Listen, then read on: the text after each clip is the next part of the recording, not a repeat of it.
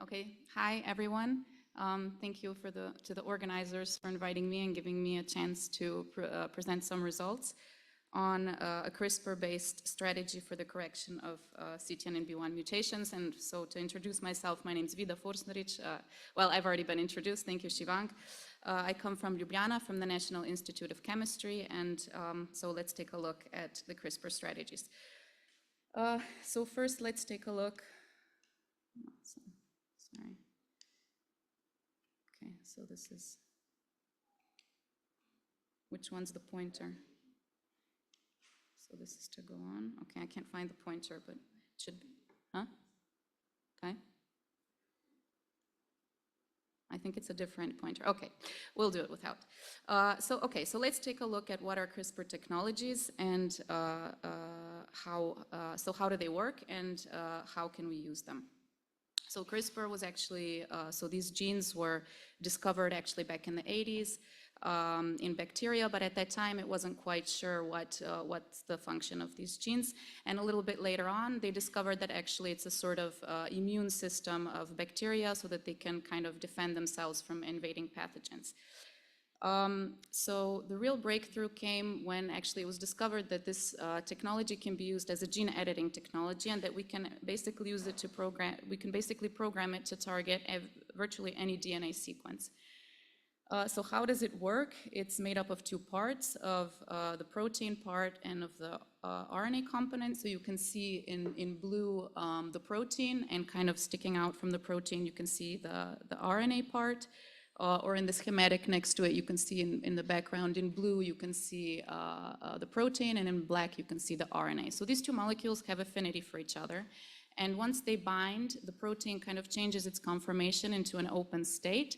And in this open state, it's able to bind to DNA. So this is the genomic DNA that we're trying to target. So once it's bound, it kind of scans the DNA looking for a specific sequence, which is the so-called PAM sequence. So if you look, I don't know if this is a different pointer or if, can I use the, because it would, do you know how to point with, which one is it? The top one? Because before the slide change, okay. Ah, okay, so it's working, okay. So if we look at, okay, so I can point here. So if we look at, this is very strange. I don't know how to use this, I'm sorry. Okay, maybe like this. Like this. Okay, well, okay. Okay, if we look on the schematic on the right, you can see once this complex scans the DNA, it has to find a specific sequence called the PAM sequence.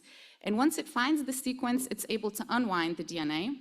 And then once the DNA is unwound, it checks for complementarity between the RNA, which we're introducing into the system, and the DNA, which we're targeting. So in this way, by changing the RNA component, we're basically able to target any DNA sequence.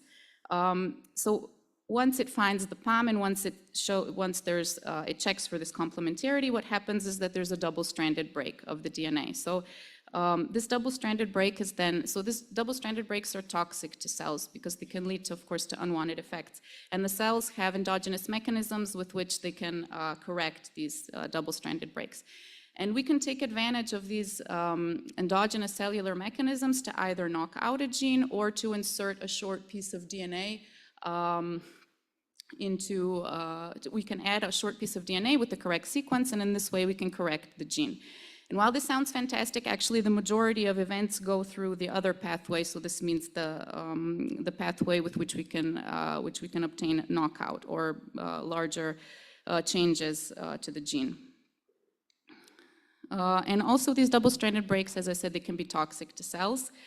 So they can cause unwanted mutations, chromosomal rearrangements. So there have been technologies developed which actually have a slightly different mechanism. So they don't cause a double-stranded break, but they cause a so-called nick. So in this case, not both strands of the DNA are cut, but only one. And these, so if only one strand is cut, then this can be resolved in a way that causes much less extensive changes in the DNA. And we have several technologies based on this. So one is the so-called base editing, where the Cas9 nickase is fused to a base modifying enzyme. So you can see it on that side. So here, again, we use a guide RNA to target this complex to a specific region around, for example, the mutation, which we'd like to correct.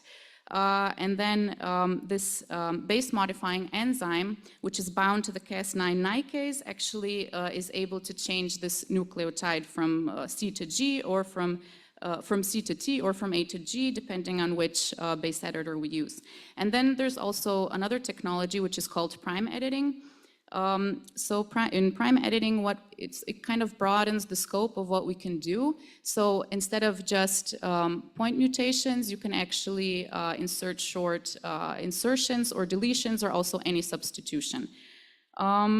So here what we do is actually we encode into the RNA component.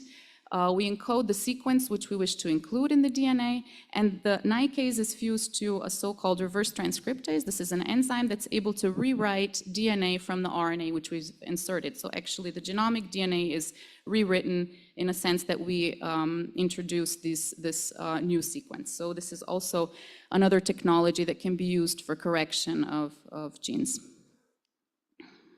So of course there are some bottlenecks, but also there's many ways in which we know how to mitigate these bottlenecks. So one of the main ones, of course, is off targets. This means that CRISPR would target an area that is similar to the area we'd like to target, but it's not exactly the same. And also there can be indels. This means larger insertions or deletions at off-target sites which we'd like to avoid. So what we can do is we can use different variants of the protein, of Cas9, or we can also, so we can optimize both of the components, the protein component or the RNA component.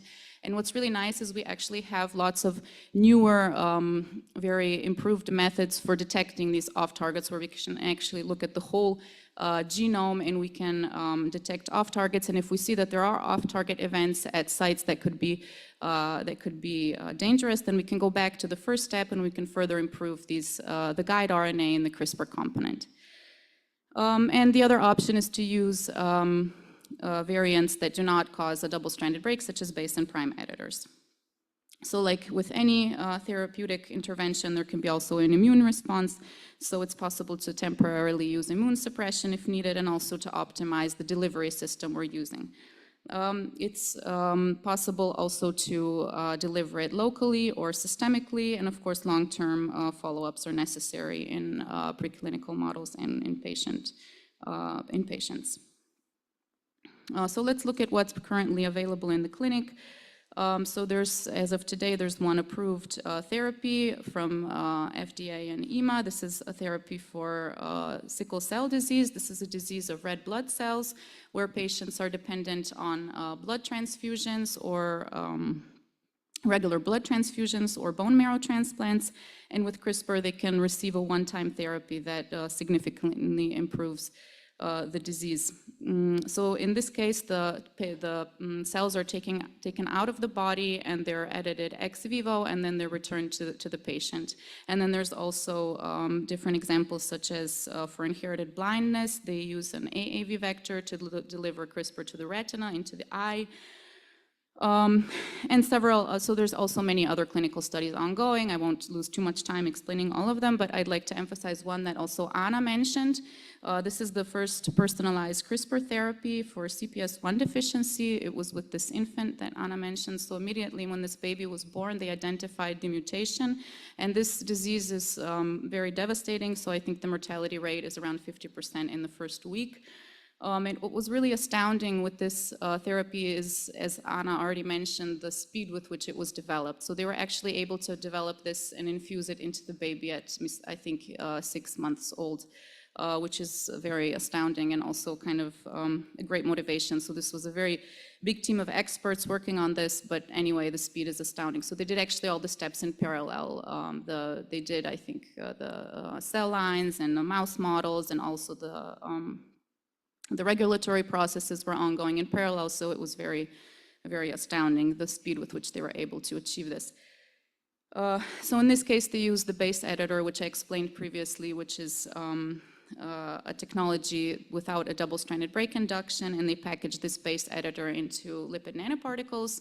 These are kind of these lipid spheres into which we can package cargo. So in this case, the CRISPR base editor, and they're very nice delivery systems. So for example, these LNPs were also used in the Pfizer vaccine for COVID. So they're very nice delivery systems. So if we move on, let's look at our work on editing of CTNNB1 mutations with a prime editor.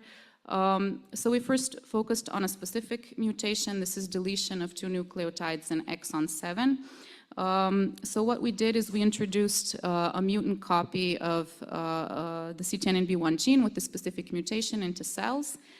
And then we tried to correct this with co-transfecting these prime editor constructs into cells.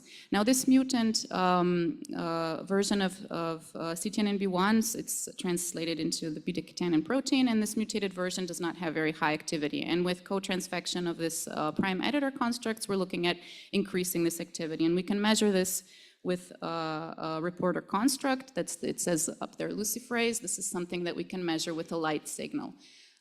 So if you look at the graph, if you look at the red bar, that's the baseline, and we were trying to achieve activities higher than that red bar. That means that we can see some editing. So initially we tested many, I'm not showing everything here, but we tested quite a lot of these guide RNAs, and we didn't really see any efficient editing. And then when we looked a little bit closer at this locus, we saw that actually the GC content around this mutation is quite low, which is, it's a prerequisite for one of the components of the system, that's the reverse transcriptase, so it needs a little bit more GCs in the area to work.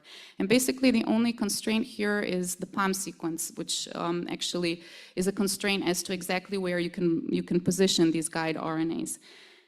So what we did is we switched to a different Cas variant, that's the SPRI variant, which just recognizes a different PAM sequence. What this means is that you can just slightly change the position of the guide RNAs used, and we were able to achieve some editing with this variant. You can see the green bars in the graph. So we could conclude that this SPRI prime editor was actually suitable for editing the specific mutation of CTNNB1. So we tried to further improve this editing. So it was shown by a group, so the RNA component, so as I said before, this CRISPR complex is made up of 2 components, the RNA and the protein.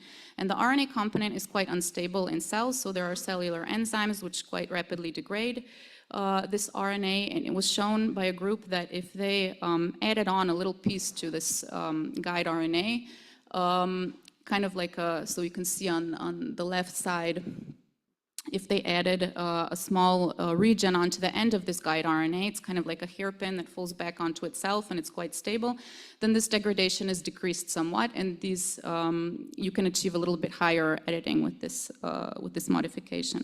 So we checked this also with our system. You can see on the right side, the graph, you can see that actually we did see some improvement for 2 tested guide RNAs if we use this improvement in the RNA component. And then we tried to also improve a little bit the protein component. So this prime editor is quite a large protein. It's a fusion protein between the Cas9 nicase and this reverse transcriptase. And it's quite large, and it surpasses constraints of packaging into viral vectors for delivery. So what we did is we divided this into 2 separate proteins, which can be expressed separately, and each one is fused to a so-called coil-coil forming motif. And these coiled coils have affinity for each other. So now we have 2 separately expressed proteins, but they have an affinity for each other, and they can dynamically associate and dissociate. So we were hoping for at least the same activity as the original, but we could see actually some improvement. So we can see on the right side, at least for one of the guide RNAs used, we saw some improvement in editing when we used this coiled coil-based prime editor version.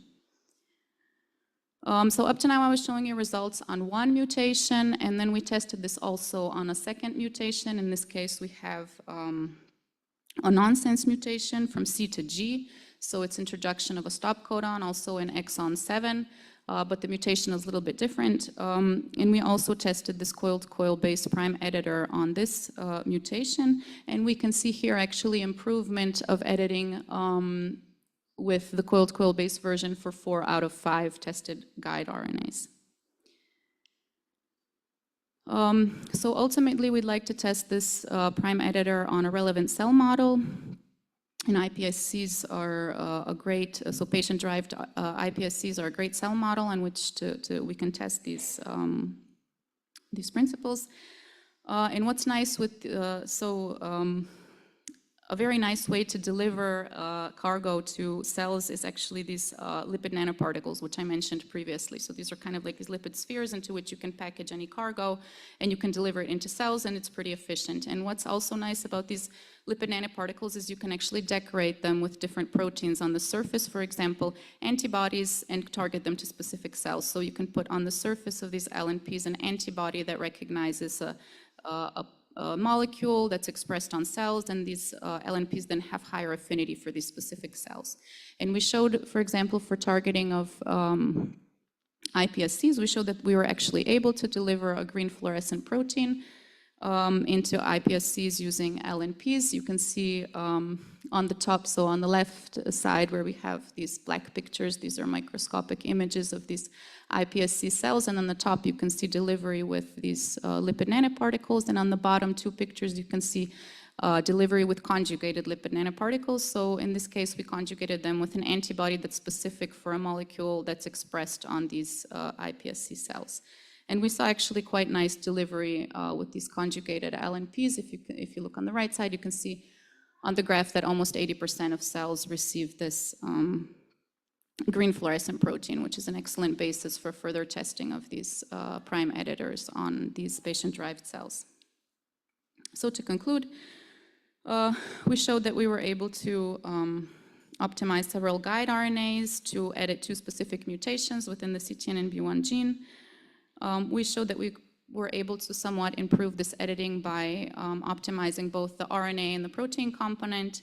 And we showed that we were able to deliver mRNA cargo into iPSC cells using lipid nanoparticles, and that we could also somewhat improve this through conjugating these lipid nanoparticles with a specific antibody. So with that, I'd like to conclude. And I'd like to thank, first and foremost, I'd like to thank Spila for her contagious motivation that she shares with all of us. And I'd like to thank my colleagues from the National Institute of Chemistry, especially Duško, who you probably most of you know, and you heard his talk yesterday. And of course, I'd like to thank all of you here for this wonderful community, and it's really an honor to be a small part of it myself. So thank you.